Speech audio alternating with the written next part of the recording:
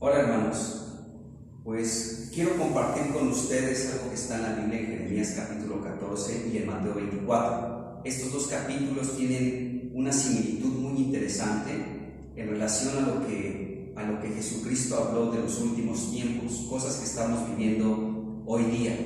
Entonces Jeremías 14 en el versículo 7 es un versículo muy interesante y quiero leerlo. Dice Jeremías 14:7: aunque nuestras iniquidades testifican contra nosotros, oh Jehová, actúa por amor de tu nombre, porque nuestras rebeliones se han multiplicado, contra ti hemos pecado. Este mismo versículo en la Nueva Traducción Viviente me agrada porque nos da también una claridad de lo que está sucediendo. Dice este versículo en la Traducción Viviente, Jeremías 14:7: la gente dice, nuestra maldad nos alcanzó, Señor, pero ayúdanos por el honor de tu propia fama. Nos alejamos de ti y pecamos contra ti una y otra vez. Este versículo nos enseña cómo la maldad alcanzó a la gente. Y este versículo va muy de acuerdo a lo que estamos viviendo el día de hoy. ¿Por qué razón? Porque la gente, la sociedad, puede corroborar lo que está escrito en la palabra. La maldad nos alcanzó, dice la Escritura. Y esta maldad es el cúmulo de todo el pecado que se ha venido arrastrando a través de toda la historia de la humanidad. Y nosotros ahorita estamos viendo los resultados de todo el pecado que ha venido practicando la humanidad a través de toda la historia. Esto ha ido creciendo, ha ido aumentando, y la maldad, como dice este versículo, nos alcanzó. Nuestros propios pecados testifican en contra nuestra, dice la Escritura. Y este mismo versículo dice, la gente dice, contra ti hemos pecado. El ser humano ha pecado en contra de Dios. El ser humano se ha alejado de Dios. El ser humano ha pecado en contra de Dios. Y ahora estamos viviendo los resultados de alejarnos de nuestro Dios. La sociedad puede testificar que lo que dice la palabra es verdad. La maldad nos ha alcanzado. Y esto es el cúmulo de todo el pecado que ha practicado la humanidad a través de los siglos. Este capítulo 14 de Jeremías es interesante porque no solamente habla del aumento de la maldad, como Jesucristo también lo habló en Mateo 24, sino que este capítulo de Jeremías también nos habla de guerra, nos habla de hambre, nos habla de las pestes y de falsos profetas, de falsas profecías que acompañarían la devastación que vendría sobre el pueblo de Dios de no acercarse y volverse a Dios de todo corazón. Entonces, inicio con esto: la maldad nos ha alcanzado, la maldad nos alcanzó. Dice la Escritura en este versículo, nos alejamos de ti y pecamos contra ti una y otra vez. Cuando el ser humano se aleja de Dios, cuando la persona que fue creada por Dios se aleja de Dios, esto provoca un pecado. Vivir alejados de Dios ya de por sí es un pecado. Y aquí dice la Escritura, y pecamos contra ti una y otra vez. Una y otra vez. La iniquidad del pecado testifica en contra de nosotros y la maldad se ha multiplicado. Entonces, en este versículo, Jeremías 14:7, podemos ver lo que está sucediendo el día de hoy. La maldad, nuestra maldad, la maldad del ser humano nos ha alcanzado. Es algo que está arrasando con toda la gente. Esta declaración la está experimentando la sociedad de nuestros días. El motivo de este acontecimiento es revelado en este mismo versículo. Dice, nos alejamos de ti y pecamos contra ti una y otra vez. Este es el motivo por el cual la maldad se ha multiplicado, porque el ser humano se ha alejado de su Dios. Y al vivir alejados de nuestro Dios, estamos ahorita viviendo las consecuencias de vivir separados de Dios. Estos tiempos tan extraños que estamos viviendo, amados hermanos, es para que nosotros podamos buscar al Señor de todo nuestro corazón. Si nosotros podemos ver que estamos alejados de Dios, somos ajenos de Dios, estamos tibios, estamos con otro tipo de pensamientos o estamos con el temor por lo que está sucediendo en el mundo, es un momento para volver a Dios, para regresar a Dios. Aquí la Escritura dice: nos alejamos de ti y pecamos contra ti una y otra vez. El alejarnos de Dios produce como un resultado natural en el ser humano el pecado. Y el pecado es la separación de Dios con el ser humano. Así que este es un buen tiempo para poder rectificar nuestra vida y buscar al Señor de todo nuestro corazón. La gente dice: nuestra maldad nos alcanzó. La gente en el mundo puede testificar esto: la maldad les ha alcanzado. Pero ¿qué hay de ti, de mí? ¿Qué hay de nosotros, la iglesia del Señor? Si nosotros nos alejamos de Cristo, entonces también estamos participando de un pecado, y este pecado nos alcanzará. Bueno, Jesucristo también habló del aumento de la maldad. Dice la Escritura en Mateo capítulo 24, versículo 12, son palabras de Cristo, y Él habló de esto como una señal de los últimos tiempos, y dijo: por haberse multiplicado la maldad, el amor de muchos se enfriará. Entonces, Jesucristo también corrobora lo que el profeta Jeremías habló en su momento al pueblo de Dios.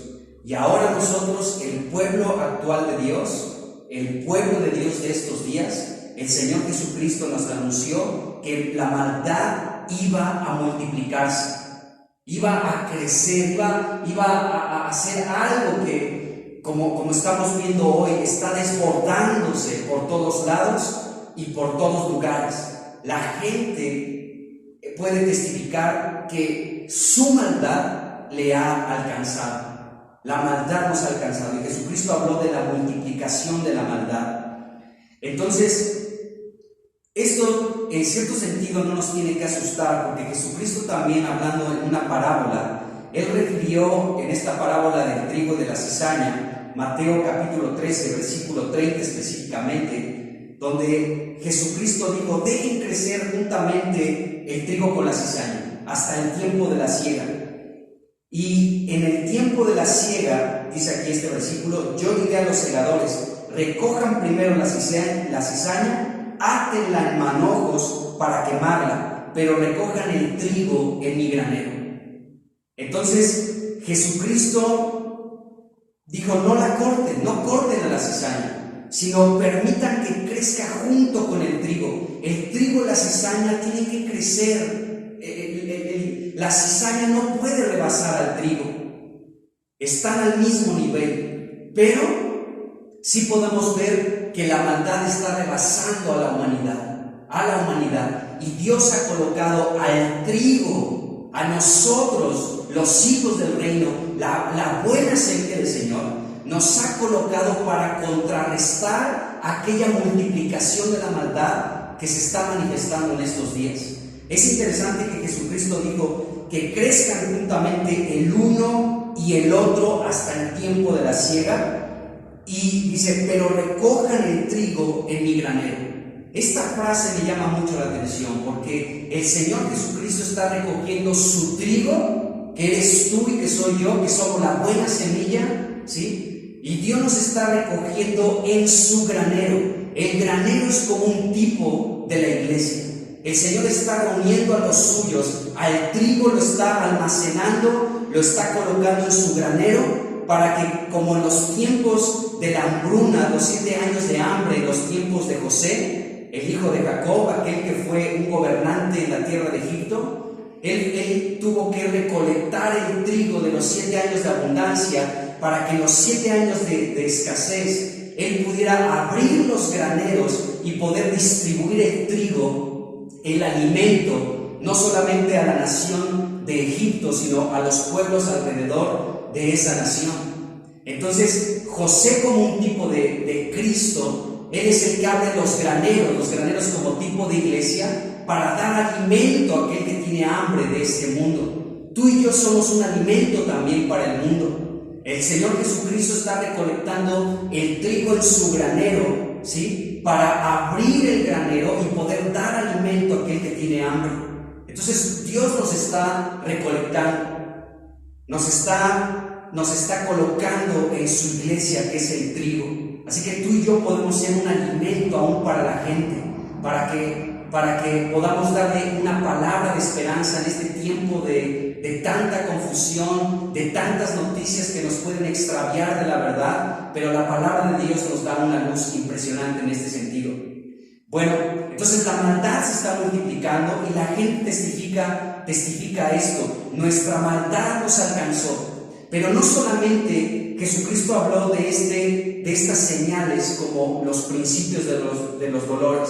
Jesucristo también habló de guerras, habló de rumores de guerras, habló de pestes, habló de hambres, habló de terremotos. Y Jesucristo dijo en Mateo 24:8, y todo esto será principio de dolores. Es interesante. En Jeremías 14 aparecen también estas situaciones. Aparecen las falsas profecías, aparecen la guerra, aparece la peste y aparece el hambre. En Jeremías 14, más la maldad que también Jesucristo aquí habló. Ahora, en Mateo 24, Jesucristo pues habló de las guerras. Quiero leer estos versículos porque son importantes. Mateo 24, versículo 5 en adelante dice: porque vendrán muchos en mi nombre, diciendo, yo soy el Cristo, y a muchos engañarán. Dice, y oirán de guerras y rumores de guerras. Miren que no se turben, que no os turbéis, porque es necesario, esto lo dijo Jesús, dice, porque es necesario que todo esto acontezca, pero aún no es el fin. Esta palabra turbar, que aparece en el versículo 6, es muy importante porque significa lo siguiente: no se dejen llenar por el pánico. O sea, no entren en pánico, es lo que está diciendo aquí Jesucristo. Y también significa no se asusten. Jesucristo dijo que las guerras y los rumores de guerra era algo necesario. Tal vez tú y yo no lo podemos comprender. Tal vez es algo que revienta nuestra mente. ¿Cómo Dios dijo esto? Que era necesario que acontecieran las guerras y que hubiera rumores de guerra. Jesucristo dijo, es necesario, pero al mismo tiempo dijo, no entren en pánico, no se turben, no tengan miedo ante estas situaciones. Es necesario. Es necesario. Y después de esto Jesucristo sigue hablando. Dice, porque se levantará nación contra nación y reino contra reino, y habrá pestes. Dice, y habrá hambres y terremotos en diferentes lugares, y todo esto será principio de dolores, dice la Escritura. Después de las guerras, Jesucristo comenzó a hablar de la peste y de las hambres y de los terremotos en diferentes lugares. Ahorita estamos pues viviendo tiempos extrañísimos por este virus que está atentando contra la humanidad. Y pues nosotros podemos ver que se escuchan muchas cosas, que puede ser una invención, otros dicen que es real, en fin, podemos escuchar muchas cosas. Pudo haber sido algo provocado, pudo haber sido un accidente, pero lo que debemos nosotros entender de toda esta situación que estamos viviendo en la actualidad es que la mano soberana de Dios está gobernando absolutamente todos los sucesos, todos los acontecimientos que están pasando en el mundo. Y nosotros debemos de saber que Jesucristo habló de estas cosas. Él habló de guerras, habló de falsos cristos, habló de pestes, algo que está aconteciendo en el mundo. ¿Será verdad? ¿Será mentira? ¿Habrá sido provocado? ¿Habrá sido un accidente? Es lo de menos. Lo importante es que también Jesucristo lo habló. Y como me dijo un hermano, esto solamente es una pequeña prueba de lo que va a venir más adelante. Entonces Jesucristo habló de pestes. Ahora, yo quiero tomar unos minutos más para hablar de la respuesta de la iglesia en estos tiempos tan extraños y tan confusos. En estos tiempos en los que la gente está haciendo compras de pánico, están desesperados, sin una esperanza. Bueno, nosotros la iglesia tenemos que resplandecer y hablar de Jesucristo y testificar. Pero en estos días estuve leyendo el capítulo 2 de Hechos, y en el capítulo 2 de Hechos puedo ver la respuesta de Dios, la contraparte de los sucesos que están aconteciendo en el mundo, de la multiplicación de la maldad, de las guerras que hay por todas partes, de esta pandemia que está viviendo el mundo. ¿Cuál es la respuesta de la iglesia? ¿Cuál es la otra parte, la contraparte de parte de Dios en estos tiempos? Y en Hechos capítulo 2, yo puedo ver esto y es algo que quiero compartir con ustedes, amados hermanos. Hechos capítulo 2, del versículo 17 al versículo 21, Pedro comienza a hablar con los judíos, con algunas personas que se estaban burlando porque ellos habían recibido la llenura del Espíritu Santo. Estaban ahí unánimes y de pronto vino un viento recio que los llenó a todos del Espíritu Santo, y comenzaron a hablar en diferentes lenguas. Pero de pronto Pedro comienza a hablar y retoma un pasaje de Joel capítulo 2, una profecía para los últimos tiempos. Y dice aquí, Hechos capítulo 2, del versículo 17 al 21, lo siguiente. Dice: y en los últimos días, qué interesante, porque estamos viviendo los últimos días, amados hermanos. Dice aquí en la Escritura: y en los últimos días, dice Dios es el que lo dice, no un gran conferencista, no un cristiano muy popular, no el gran profeta, sino dice la Escritura: en los últimos días, dice Dios. Dios es el que dice lo siguiente. Estamos viviendo los últimos tiempos. En medio de este caos, de esta confusión, ¿qué es lo que dice Dios? Dice lo siguiente: derramaré mi espíritu sobre toda carne. Está impresionante esto, amados hermanos. Esta es la contraparte que tú y yo, la iglesia del Señor de estos últimos tiempos, tenemos que ver. El Señor dijo que para los últimos tiempos Él derramaría su espíritu. Su espíritu llenaría a su iglesia. La multiplicación de este precioso Espíritu de Dios llenaría a cada uno de nosotros, a su iglesia que le ama, que le busca, a la iglesia de los últimos tiempos. El Señor nos dice esto: yo derramaré mi espíritu sobre toda carne, y sus hijos y sus hijas profetizarán, sus jóvenes verán visiones, y sus ancianos soñarán sueños. Y de cierto sobre mis siervos y sobre mis siervas en aquellos días derramaré de mi espíritu y profetizarán. Estamos en los últimos tiempos y Dios ha dicho: derramaré de mi Espíritu Santo sobre mis siervos y sobre mis siervas, sobre sus hijos y sobre sus hijas. Los jóvenes tendrán visiones y los ancianos soñarán sueños. Dijo aquí el Señor Jesucristo.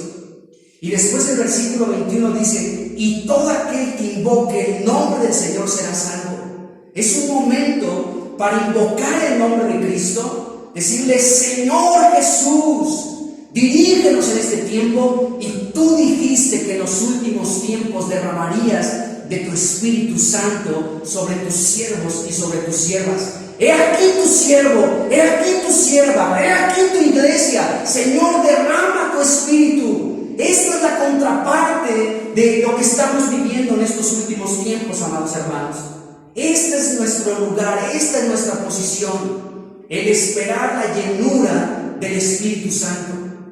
En estos días también estuve leyendo en el capítulo 20 de Juan, cuando Jesucristo resucita, el día de su resurrección, Él se aparece a sus discípulos en la noche.